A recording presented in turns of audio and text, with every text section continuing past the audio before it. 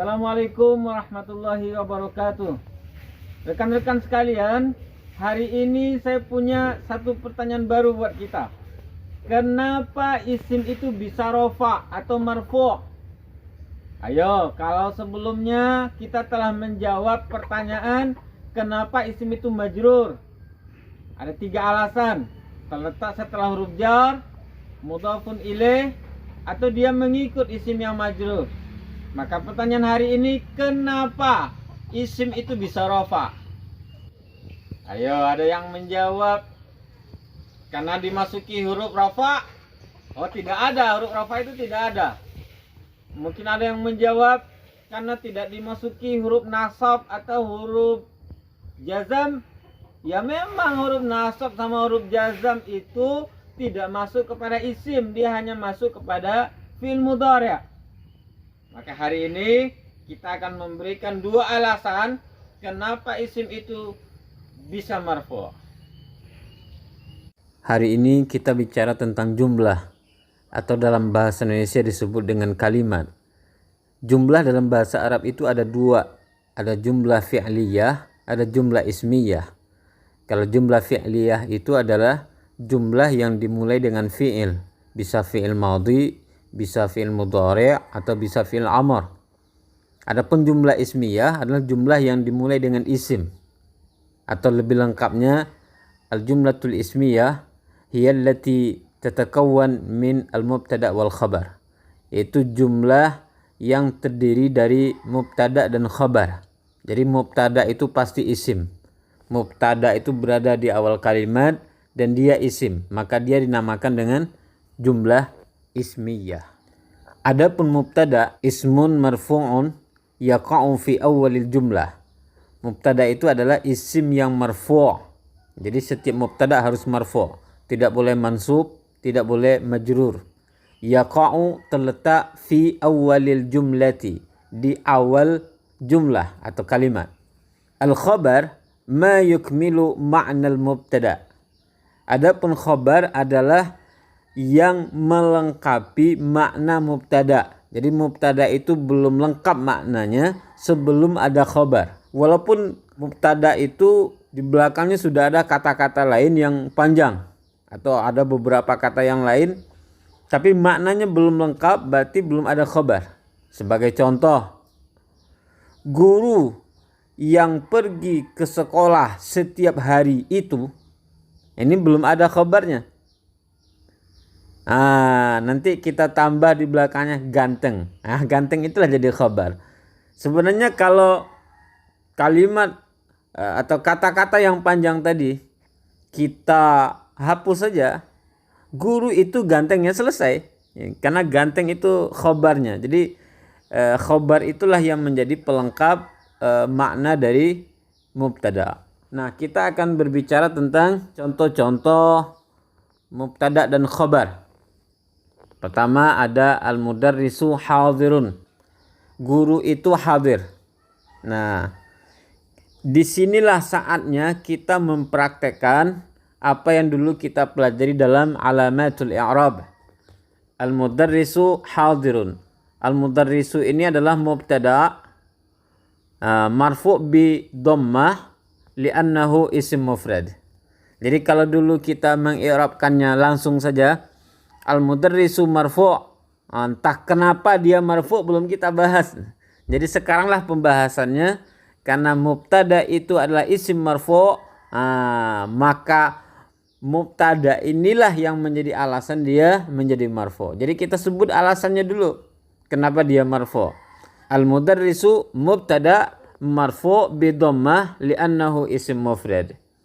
Nah, hadir ini khabarnya. Khabar sama dengan mubtada harus marfu' juga.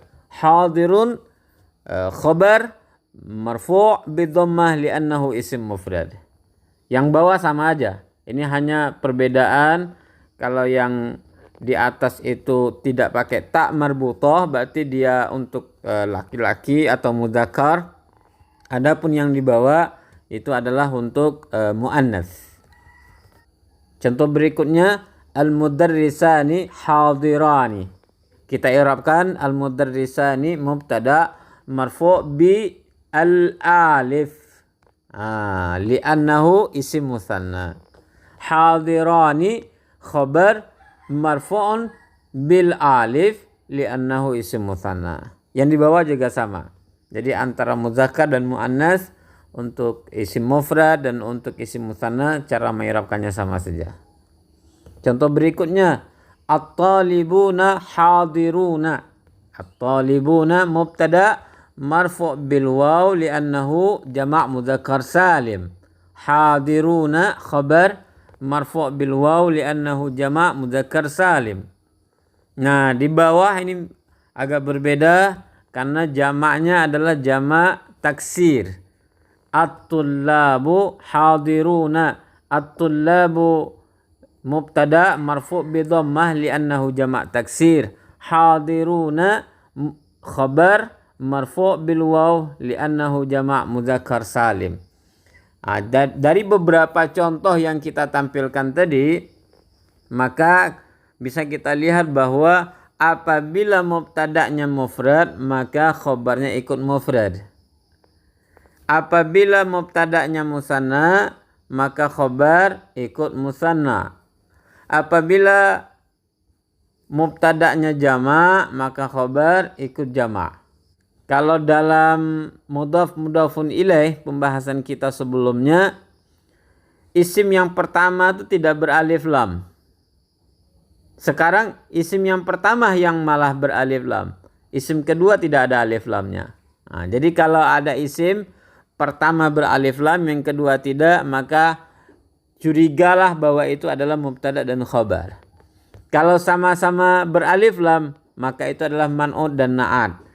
Kalau sama-sama tidak beralif lam, maka curigailah pertama kali itu adalah man'ud dan na'at. Tapi kalau dia yang pertama tidak ada alif lam, yang kedua beralif lam, maka itu kemungkinannya adalah mudhaf wa mudhafun ilaih. Baik, contoh berikutnya, ternyata mubtada itu boleh juga isim yang mabni. Jadi kita membahas sekarang ada isim mabni, isim yang tidak bisa berubah-ubah. Di antaranya adalah isim isyarah. Ada hada, hadani, haulai, hadihi, hatani, haulai, ulaika. Nah, itu adalah isim isyarah, di mana isim isyarah ini tidak bisa berubah-ubah. Jadi hada akan tetap jadi hada, tidak pernah hadu. Hadihi tetap hadihi, tidak pernah hadihu. Zalika juga seperti itu, tidak ada zaliku, tidak ada zaliki. Dia isim yang mabni. Cara mengirabkannya agak berbeda ya. Hada ismul isyarah mabniyun ala sukun fi mahalli raf'in mubtada. Baik. Talibun khabar marfu' bi dhammah li'annahu isim mufrad. Ada juga yang termasuk isim mabni adalah isim mausul. Alladzi, alladani untuk dua orang, alladzina untuk ramai. Allati kalau satu orang tapi dia perempuan, allatani untuk dua orang perempuan, allati atau allai untuk perempuan yang ramai. Nah, ini juga isim mabni, dia tidak bisa berubah-ubah. Alladzi tidak pernah jadi alladu.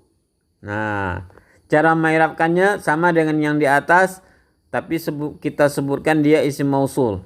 Alladzi al-ismul mausul atau isim mausul mabniyun ala sukun fi mahalli rafa' mubtada.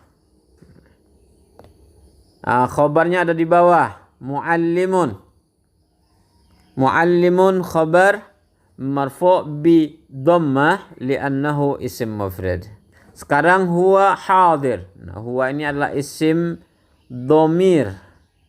Nah, isim dhamir munfasil itu ada huwa, huma, hum, hiya, huma, hunna, anta, antuma, antum, anti, antuma, antunna, ana, nahnu. Itu semuanya adalah isim dhamir yang munfasil.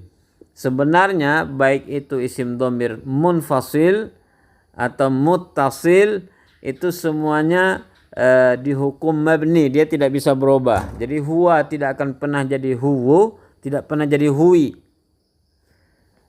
Cara mengirabkannya sama dengan yang di atas. Huwa isim dhamir mabniyun ala al-fathi fi mahalli rafa' mubtada.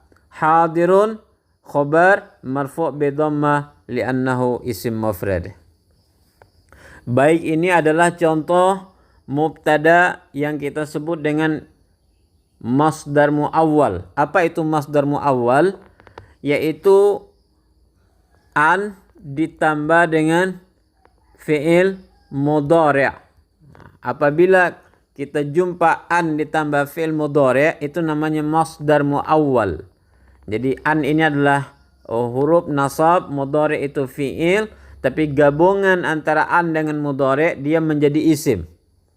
Karena mubtada itu kan harus isim, maka dia sekarang gabungan ini sudah berfungsi sebagai isim. Kita i'rabkan an harfu nasbin mabniun 'ala sukun, tasumu fi'il mudhari' mansub bihadfin nun li'annahu minal af'alil khamsah, wal wawu dhamir muttasil mabniun 'ala sukun fi mahalli rafa' fa'il. An ditambah dengan tasumu, ya kan? An beserta dengan apa yang dikerjai oleh an ini. Artinya fi'il mudhari' yang tadinya tasumuna, karena masuk an menjadi tasumu.